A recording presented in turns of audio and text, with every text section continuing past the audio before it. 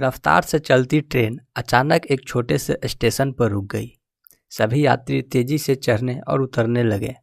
शायद 2 मिनट का ही स्टॉपेज था, लेकिन अब 5 मिनट होने को आए और ट्रेन अभी भी रुकी हुई थी। सबको अंदेशा हो गया था कि अभी ये ट्रेन इस स्टेशन पर आधा पौन घंटा तो जरूर रुकेगी। छोटे शहरों के लोकल ट्रेनों का अक्सर यही हाल होता है। जब चली तो ठीक, वरना कोई एक्सप्रेस ट्रेन की सिग्नल हो जाने पर इसे किसी स्टेशन पर ही रोक दिया जाता है, जहां कभी कभी तो लाइन क्लियर होने में घंटों भी लग जाते हैं। गर्मी का दिन था, लोकल ट्रेनों में पंखे भी बंद थे। अच्छी चीज़ ये थी कि ट्रेन किसी छोटे से स्टेशन पर रुकी थी। ट्रेन से कुछ यात्री पानी और खाने की सामग्री लेने प्लेटफॉर्म पर उतरने लगे। मेरे बगल वाले ही कंपार्टमेंट में एक मौलवी साहब बैठे थे। उनके साथ 3 खातूनें बुर्का पहने हुए बैठी थी। साथ में 2-3 छोटे बच्चे भी थे। सलवार कमीज पहने लड़कियां भी थी। उनमें एक बच्ची, यही कोई 8-9 साल की होगी, काफ़ी चुलबुल और चंचल सी थी।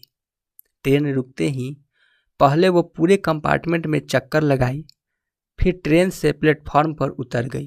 वहाँ वो यूं ही कभी चापाकल चलाती तो फिर कभी उछल कर ट्रेन पर चढ़ जाती। एक दूसरी बच्ची जो उससे बड़ी थी, वो शायद 14 साल की होगी, उसे बार बार डांट कर बैठने को बोलती, पर वो छोटी बच्ची बहन की डांट सुनकर कुछ देर शांत बैठती, फिर वही उछल कूद कर शुरू कर देती। शायद वो तीनों खातूनें माँ, दादी और बुआ थी।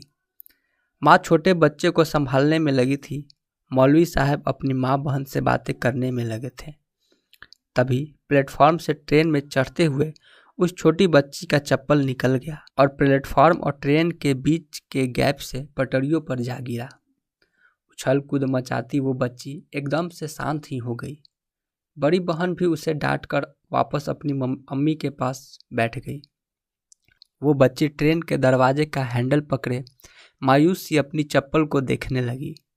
मौलवी साहब भी ये देखकर आए और बच्ची को डांट कर आकर बैठने को बोले, पर बच्ची वही दरवाजे के पास खड़ी हो अपनी चप्पल को निहार रही थी।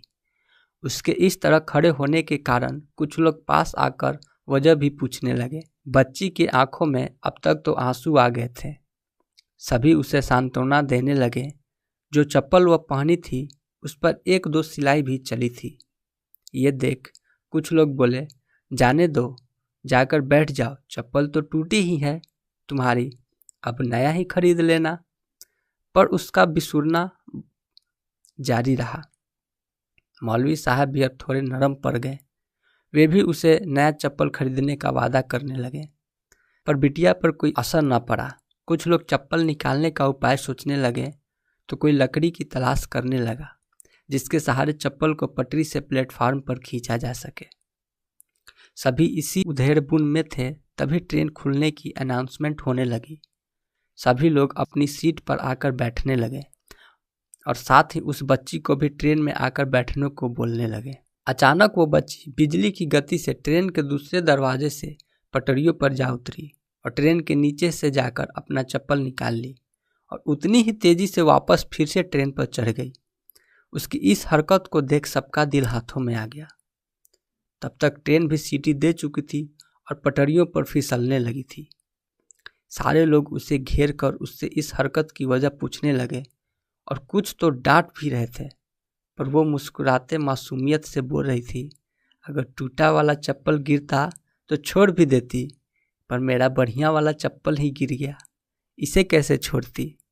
मुझे तो उसकी दलील ही सुनकर हंसी आ गई। आपको क्या लगा कमेंट बॉक्स में बताएं। जय हिंद।